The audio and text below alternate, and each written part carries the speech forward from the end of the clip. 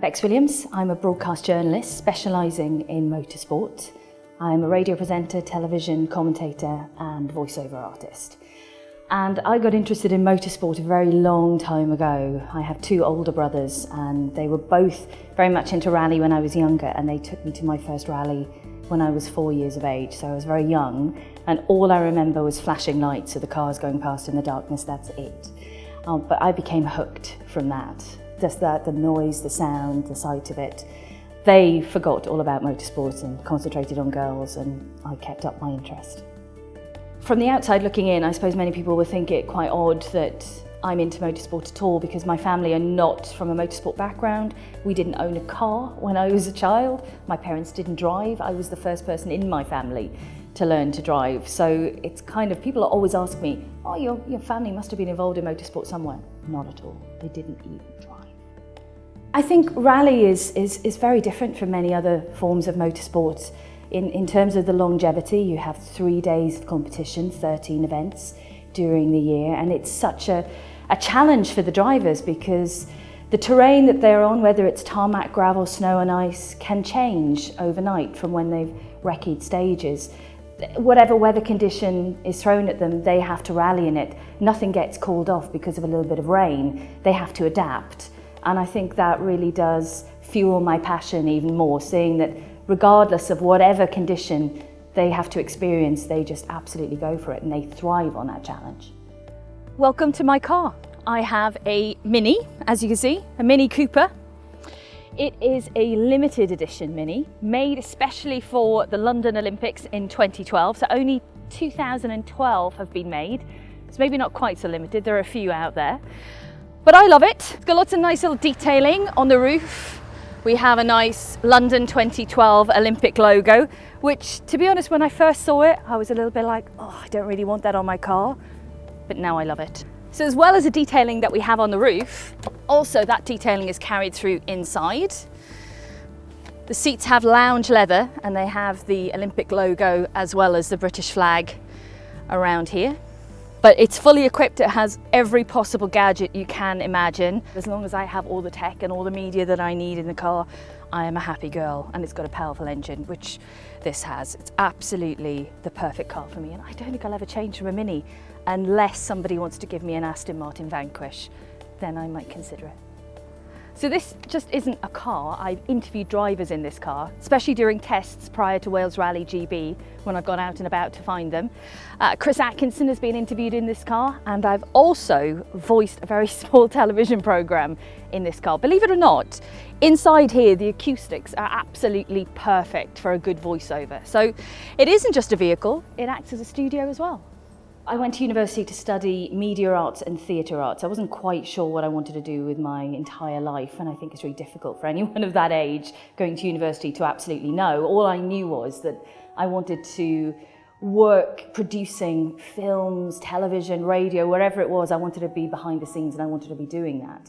I finished my degree and I worked immediately, first of all, in a chocolate factory, because that's where I wanted to work to get some money. Day after I finished university, straight to a chocolate factory, which is a great place to be.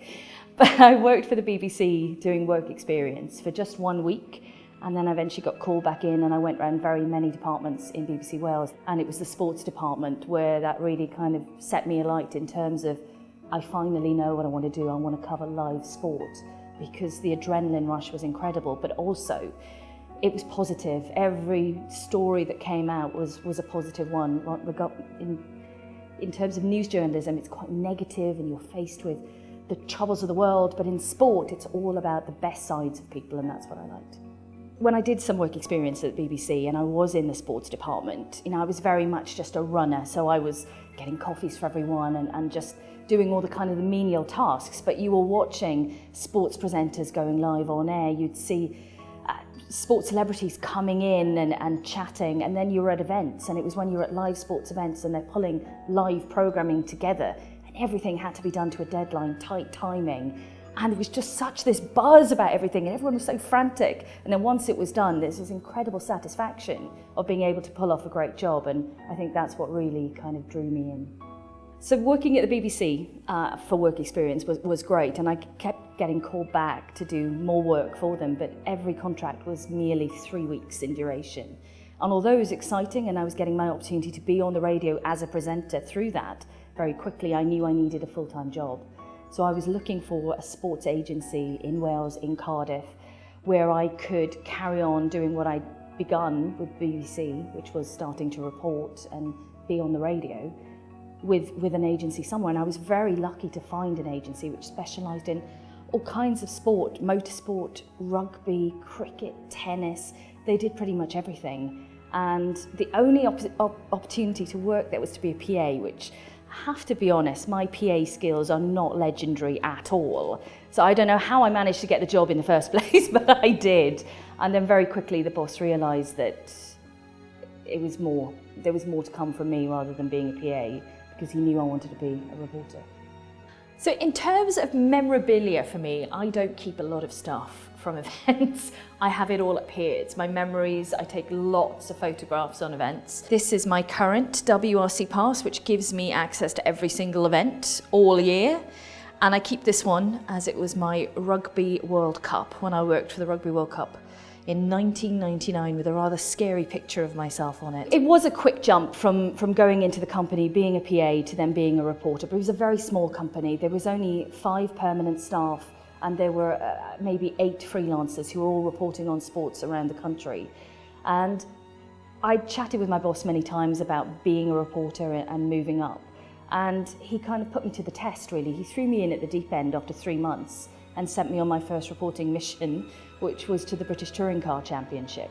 And that was doing then live radio for BBC stations across the UK and independent stations, doing 30-second reports. And he wanted to do it to see if I could cope, because it's in that scenario when someone either rises to the top or they sink.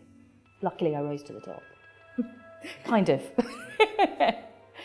My first role was at Brands Hatch, and being a motorsport fan, going to such a famous track anyway, it was completely, for me, overwhelming. And I walked into the track in the morning, and it was kind of, just testing during the day before the races on the next day. But testing day was a Saturday, and that's the main day for radio, so all my reports pretty much were on that day as a preview.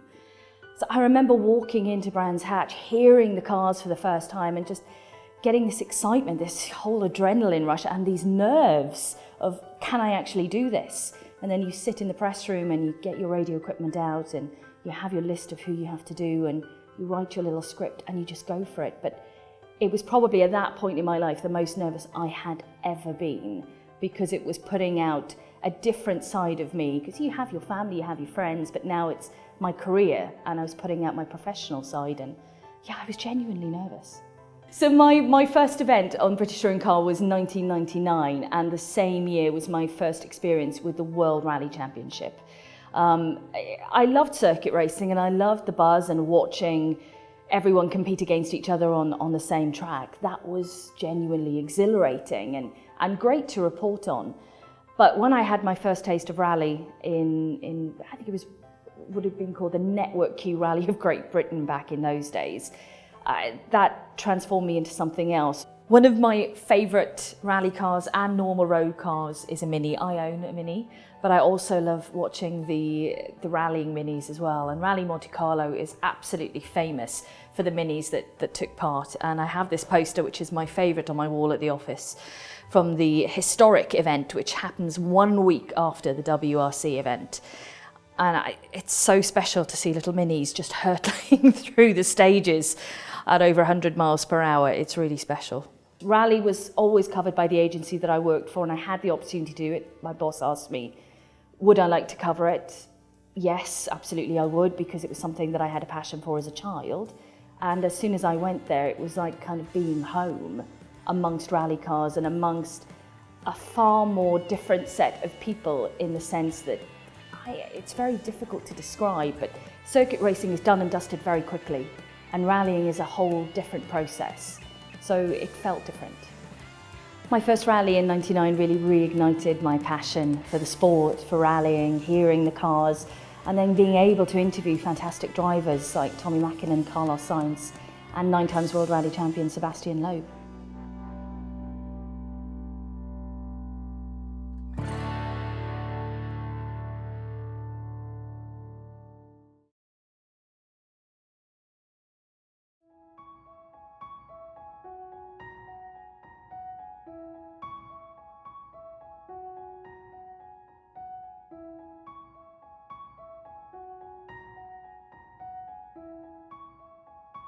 At the early part of my WRC career, I met a driver called Sebastian Loeb, who was just starting out. He was from France.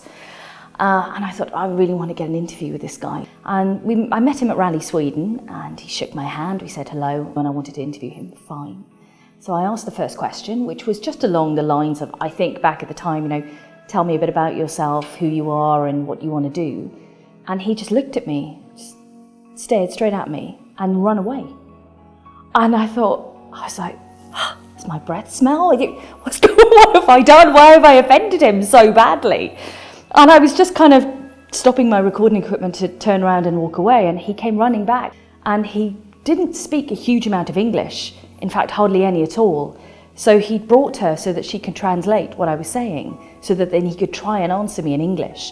But it was one of those moments where I was completely bright red in the face. And yeah, it all got very much better after that. He never ran away from me again, which was good. In 2002, despite working on the World Rally Championship for 3 years already, but only doing one event every year, my boss, Greg Strange, decided that what the championship really needed was a live radio station which broadcast every single event over 3 days of competition.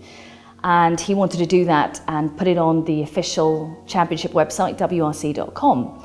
And Greg came to me and said, I want you to host it. And I thought he was insane, because to talk for 10, 12 hours a day on rallying, I didn't think I was capable of doing it. I didn't think anyone would be listening. How wrong I was. The first event we did in Monte Carlo in 2002, we were inundated by listeners, and we did it every single rally for that season and many, many seasons still. I think one of the challenges was really getting to know everyone at the time. I certainly didn't know them all, and you're building relationships with them because you're interviewing them a good few times a day on every event, and you're trying to get the most out of them. They don't tell you the good stuff unless they trust you.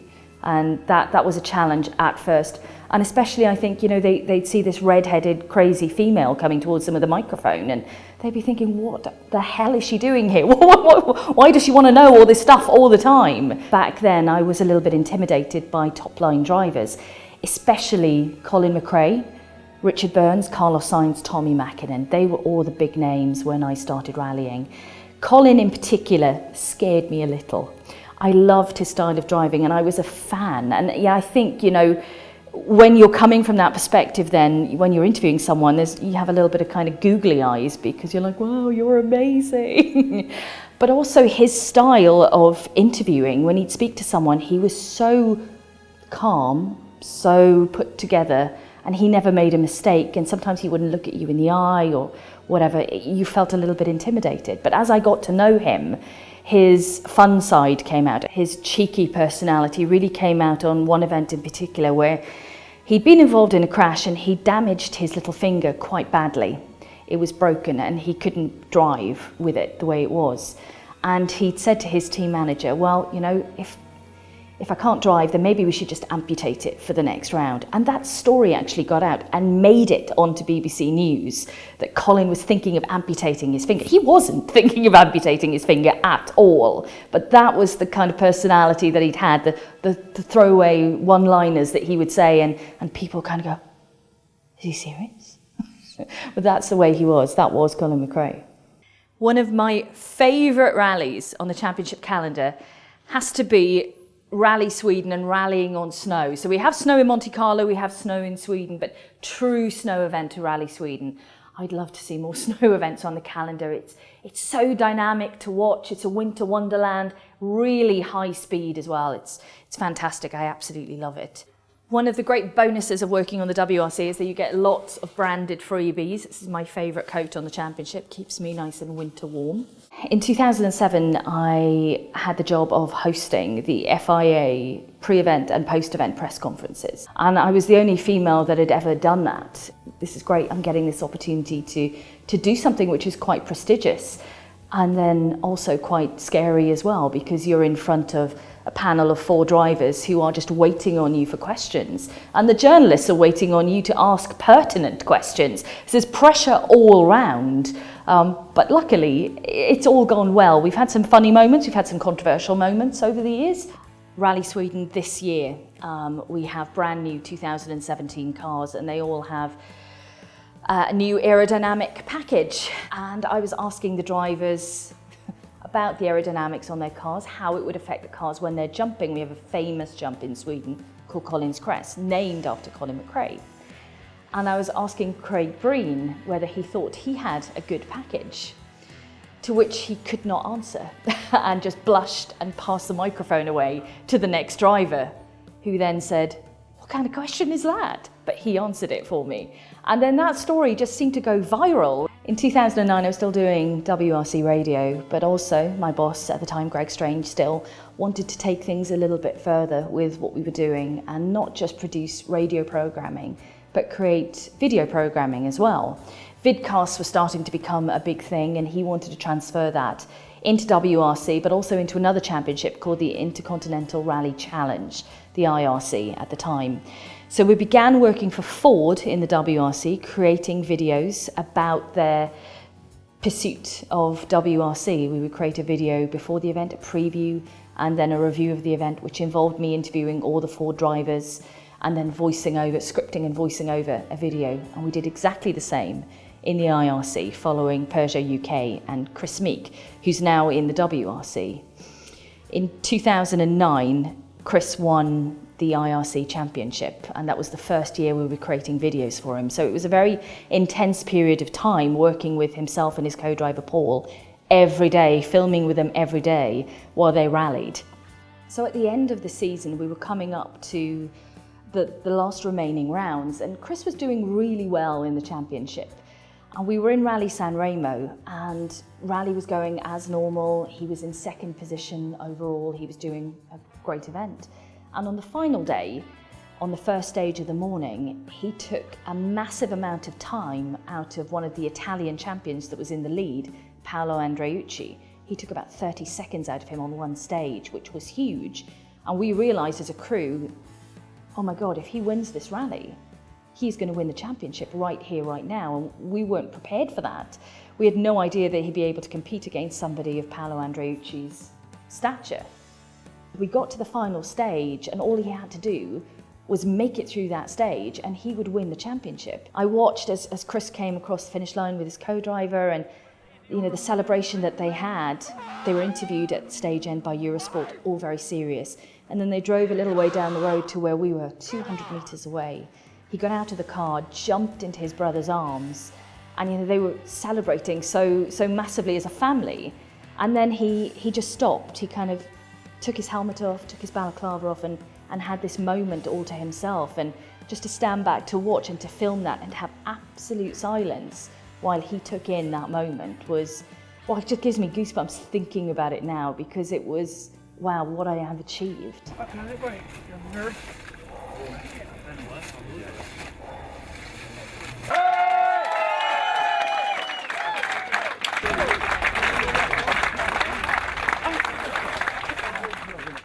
Times were changing for me in 2012 when I made the decision to leave the company I'd been with since 1999. So the company that I'd been on this incredible journey with, covering many different sports, rallying, Winter Olympics, rugby. I'd done all kinds of things with them, but the time had come to leave because I could not, for many different reasons, continue working there anymore. And it was a huge decision to make, and I made it after Rally Monte Carlo in 2012, not knowing quite what I was going to do next. All I knew was I still wanted to continue to work in motorsport, but I wasn't sure what the next steps were. And I was very lucky that when I did leave, companies came to me and asked me to pitch for various pieces of business. Ford, for instance, came to me and asked me to pitch to continue making the videos that I'd been doing previously. And at that time, the WRC was going through its own change itself. It didn't have a promoter for the whole year. The FIA were looking after it. And the FIA approached me for Rally Portugal and asked me to run the radio service for them, for the WRC from then onwards. It's just escalated, and the company's got bigger and bigger, which is great. And I'm getting busier and busier, which is fabulous. You always want to be busy. But crucially for me, I'm still working in motorsport. In terms of television, the work that I've done with the company since 2012, I've worked for Motors TV, commentating on the World Rally Championship. So host the radio station all day, literally run to the television studio in the evening and live voice as it goes out over satellite the programme from Otis TV, which was really, really challenging. After talking all day on radio and making your words longer and filling gaps in time, to be able to condense everything into 30 minutes was a real game changer for me. And at first when I did it, I was absolutely rubbish at it, but then it kind of got better. And working for the Irish Tarmac Championship, they contacted me, the championship itself contacted me and asked me if I would script and voice their championship programme for them, which meant going over to Ireland. And that really was, again, another different step in a different direction for me, to have the responsibility of scripting an entire 52-minute show, and to have it all rest on my head if it didn't sound great or if I'd got mistakes. I felt a huge amount of pressure when the first show went out. I remember I was in Mexico at the time, in WRC Mexico, wandering around the streets. I was having a little mini break before the rally got underway. I couldn't focus on anything, I couldn't think. All I kept looking at was Twitter and social media to see what the feedback was going to be, and luckily it was positive. And then I could, okay, I can breathe, I can have a margarita now, it's all good. It's all good in the hood. In 10 years' time, when I look back, I'll still be able to say I have no regrets. I'll still have the confidence to rise to challenges that are put in front of me and do the things that scare me.